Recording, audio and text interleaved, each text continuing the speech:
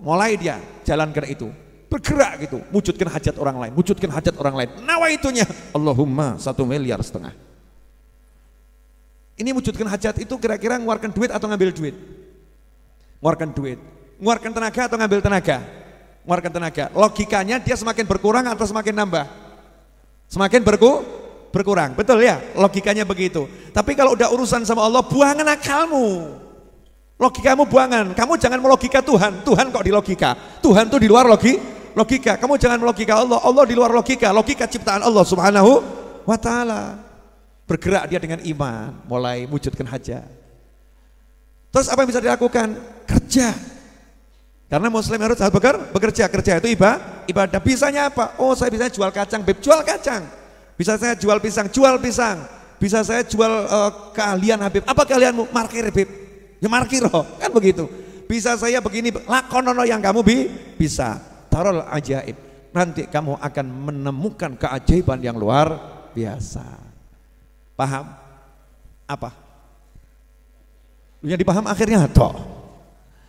Lihat Allah Al-Wahid. Berikutnya, tambah dikit boleh? Udah jam 10:04. Hah? Sampai pagi? Ya nggak apa-apa sampai pagi, boleh sampai pagi. Ya, tapi Anda sendiri. Jangan ngajak yang lain. Bu, mau saya tambah dikit, Bu? Apa? Kira-kira apa yang mau saya tambahkan, Bu? Tahu enggak, Bu? Ibu saja enggak tahu apa yang akan saya tambahkan, padahal saya makhluk, betul kan ya? Lantas bagaimana ibu bisa tahu apa yang akan ditambahkan Allah untuk dirimu sedangkan dia Tuhan? Betul kan? Tapi karena engkau menanti dan yakin ini tambahannya pasti bagus, tambahannya pasti menyenangkan, prasangka baik kepada aku, engkau mau menunggu, benar? Betul tak betul? Menunggu dengan penasaran dan bahagia, betul tak betul?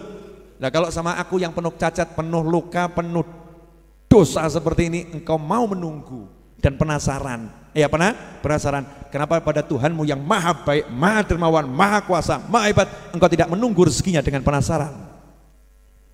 Kau tambah stres, pasar sepi.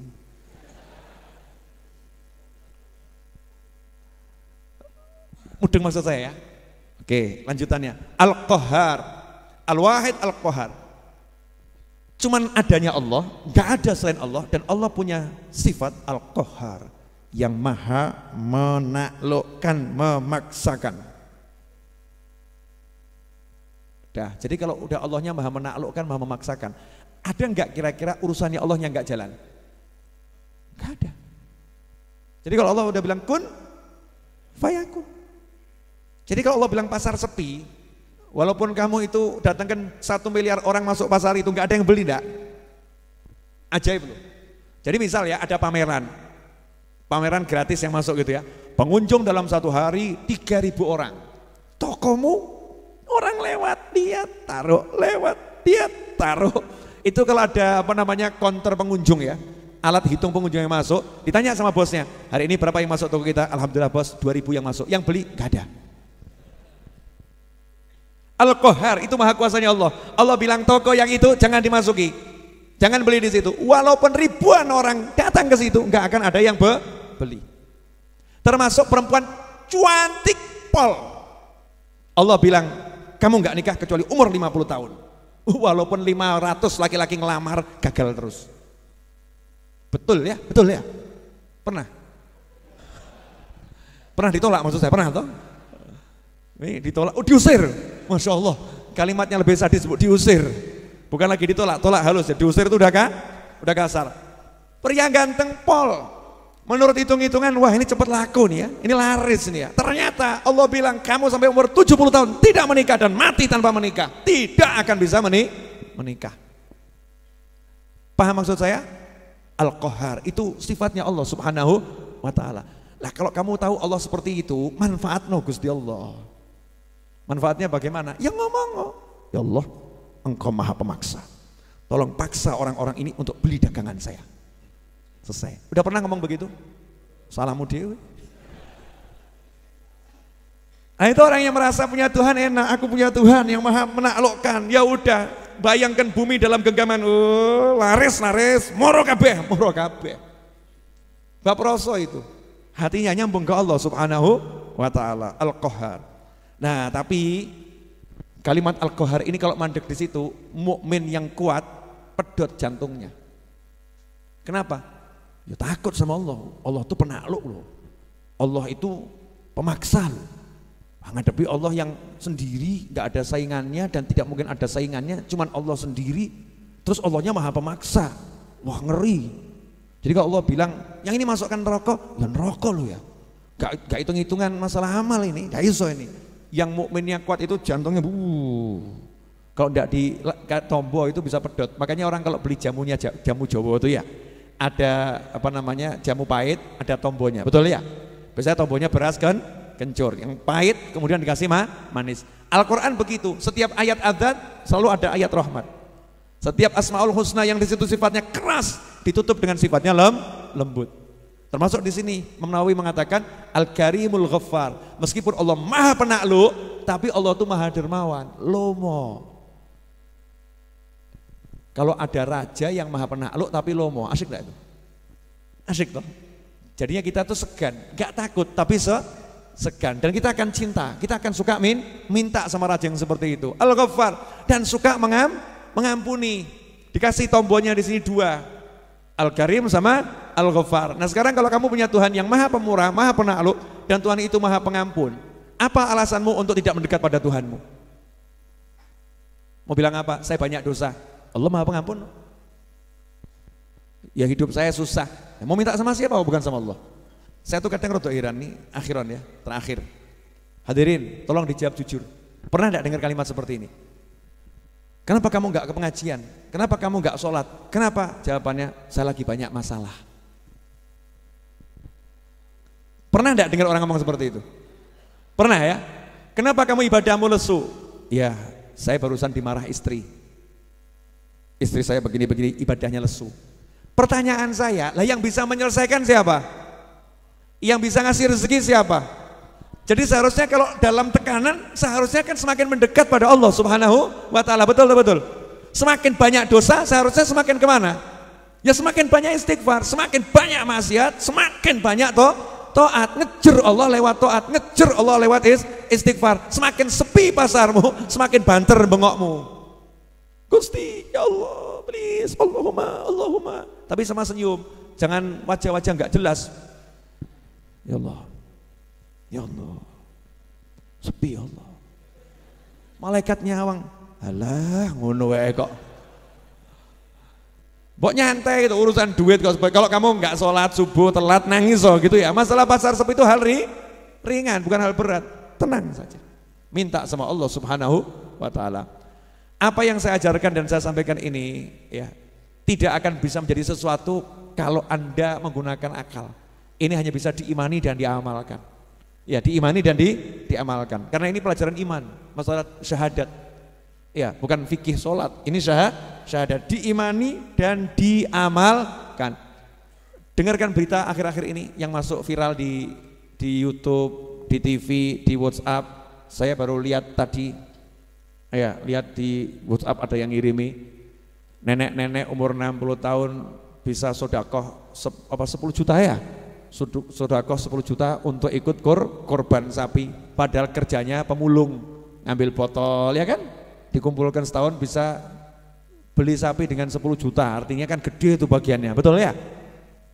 Kalau lihat seperti itu, terus kita mau ngomong, saya nggak mungkin bisa beli mobil, nggak mungkin saya bisa ini, itu kalimat nggak mungkin itu yang nggak mungkin apa itu?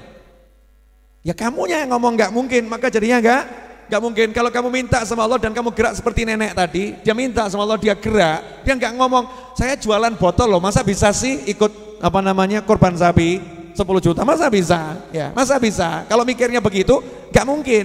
Tapi mikirnya aku bisa, aku iki tak melaku, selebihnya minta Allah, pasang niat. Hasilnya apa? Gegerno sa Indonesia. Gegerno sa Indonesia. Nenek-nenek bisa nyumbang sapi 10 juta. Betul. Oke. Pertanyaan terakhir untuk nutup majelis ini. Akhiran. Apakah masih pengen sumpek? Masih pengen sumpek? Yang hadir, masih pengen sumpek? Nggak pengen?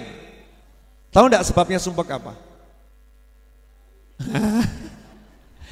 Gak punya uang, sebabnya sumpek gak punya uang. Pertanyaan selanjutnya, betulkah sebabnya sumpek gak punya uang? Enggak, sebabnya sumpek adalah memikirkan gak punya uang. Betul? Kalau gak punya uang tapi mikirnya Allah, sumpek atau tenang? Sebagian bahkan bahagia. Sebagian bahkan bahagia. Kau udah mikir ke Allah Subhanahu wa ta'ala. Kalau begitu, apa yang harus kita lakukan tiap hari biar semakin bahagia? Jangan mikir dunia tapi mikir Allah. Jangan mikir harta tapi mikir Allah. Jangan mikir pekerjaan tapi mikir Allah. Kerja mikir Allah. Punya duit mikir Allah. Punya duit yang dipikir Allah. Keren kan? Kerja yang dipikir Allah. Apapun aktivitasnya yang dipikir Allah. Hidupnya akan tenang, akan bahagia. Insya Allah kita sambung Jumat yang akan datang. Jelas? Pengumuman. Mas Agung Jogja di mana? Oh, di bangunan. Itu Mas Agung Jogja itu bagian yang bantu saya gambar dan mengawasi pembangunan Masjid Ar-Raudhah. Nah, sepekan yang lalu saya nanya sama Mas Agung ini bisa enggak ngecor semua nih? Insya Allah Beb, kalau yang bagian sini bisa, kalau semua ya insya Allah Beb, ragu dia. Ngecor semua itu di lantai 2 itu kan ya, karena progresnya kan belum kelihatan. Malam ini progresnya juga belum begitu kelihatan, tapi saya yakin Ahad nanti pagi insya Allah kita akan ngecor lantai 2 tuntas. Ya, tuntas lantai 2. Pertanyaannya, kira-kira bisa enggak itu lantai 2 dicor tuntas? Jenengan udah lihat? Berarti enggak ikut Instagram saya. Kalau lihat Instagram saya kan tahu tuh progresnya ya. Kalau tadi siang seperti itu, menurut logika dengan tukang yang ada ya, dan keterbatasan kita mengerjakan karena itu kita punya tetangga ya kan. Kalau tenaga sih insya Allah teman-teman mau 24 jam kali setahun pun kuat, tapi kan ada aturan, ada waktu sholat, ada waktu ibadah, ada tetangga dan lain sebagainya. Semua kan harus dihitung. Kalau dihitung matematika selesai enggak? Enggak. Apa yang saya lakukan? Saya enggak mau pakai matematika untuk seperti itu. Ya, tapi saya mau apa? Pokoknya kamu kerjakan, hari Ahad pagi kita ngecor dan kita akan cor semuanya. Terus apa mungkin? Jangan bicara apa mungkin. Buat Allah Ta'ala semua mungkin. Saya nggak nanya tentang Allah, saya nanya tentang Habib. Ya kalau kamu nanya tentang saya tentang Allah. Saya tentang Allah, nggak ada tentang saya tentang Allah. Tentang Allah bagaimana? Oh, saya mintanya sama Allah, kamu nanya tentang saya, nggak bisa. Saya yakin nanti hari Ahad pagi akan ngecor semuanya. Jenengan penasaran enggak? Kalau penasaran, Ahad pagi datang ke sini. Nah, ini namanya ilmu, cari tukang ngecor dengan cara seperti ini. Jadi kalau penasaran, Ahad pagi datang ke sini, yang laki-laki ini ya, datang ke sini, kita akan ngecor bersama-sama. Ngambil 1 ember, longken pulang misal begitu, udah termasuk minal ngecerin ya. 1 ember pulang gitu kan, pahalanya sudah itu istiqomah ila yaumil qiyamah, insyaallah ngalir terus. Nah, yang nggak bisa datang ke sini, doanya datang. Biar yang ngecor nih sehat, hasil cornya bagus, selamat, barokah, manfaat, gitu kan ya. Nah, kalau yang nggak bisa datang ke sini orangnya, makanannya boleh datang. Misalnya punya semongko, itu kalau ngecor teman-teman, dikirimi semongko senengnya pol. 1 semangka 1 orang itu. Lo kan dari pagi sampai sore gitu kan ya. 1 orang ngambil 1, nanti ngambil 1, dikumpulkan kan 1 semangka. Semangka yang senengnya luar biasa. Yang nggak punya semua itu, semongko nggak punya, tenaga nggak punya, doa nggak punya, punyalah lisan yang baik. Ya, lisan yang baik dan tangan yang baik. Apa? Bantu share.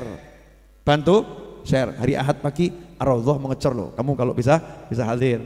Share. Ahad pagi Ar-Raudhah ngecor. Share. Nanti insya Allah itu tim ngecornya akan siap. Nah, yang dicor juga siap. Masalahnya selesai atau tidak bukan urusan kita. Tapi semua menuju ke sana harus kita buat semaksimal mungkin. Tahapannya maksimal.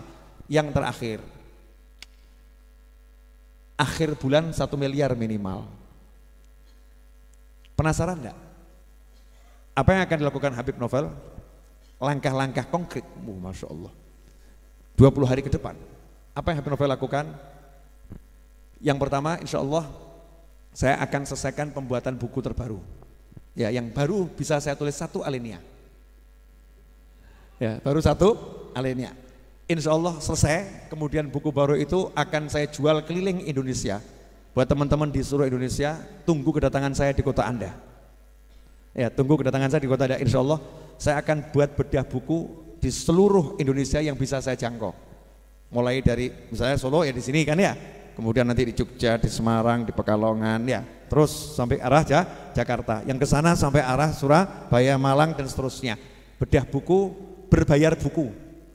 Artinya beli bukunya, ikut bedah bukunya di ruangan yang bagus, nanti dapat snack, dapat makan. Anda dapat buku, dapat makan, dapat snack, gantinya uangnya seharga buku saja, seharga buku.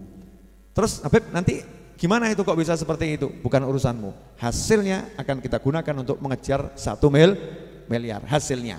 Nah, perkara nanti bukunya itu laku, kemudian ada yang transfer 200 miliar, ya alhamdulillah. Nah, kan tadi yang penting al-harokah, kita gerak, jangan menumpukan harapan rezeki dari usahamu. Terus harus rezekinya dari Allah Subhanahu wa ta'ala. Cara kerjanya seperti itu. Saya bisanya buat buku misalnya, kamu bisanya apa? Sesuai bidangmu masing-masing dalam mengejar mimpi dan harapanmu. Seperti itu caranya, minta sama Allah Subhanahu wa ta'ala. Mudah-mudahan bermanfaat. Yang terakhir, minta doanya. Adik saya Idrus itu sudah sekian lama membujang. Nah, kemarin itu ketemu sama jodohnya. Saya seumur hidup belum pernah melamarkan anak orang. Baru kemarin saya melamar anaknya orang. Ya, doakan lancar, nggak ada masalah, terus sampai ke pernikahan. Dan mudah-mudahan segera menikah. Nanti setelah menikah, saya akan buat syukuran di Majlis Ar-Raudhah.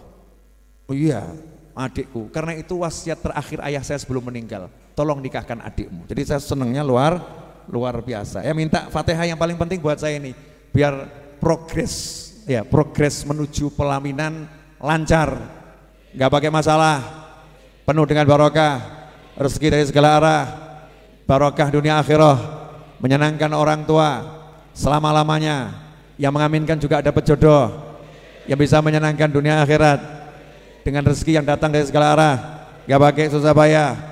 Yang sudah punya jodoh, semoga jodohnya langgeng, awet, menyenangkan dunia akhirat, dan bisa menghibur dimanapun berada dalam keadaan apapun. Al-Hadiniyah Al-Fatihah.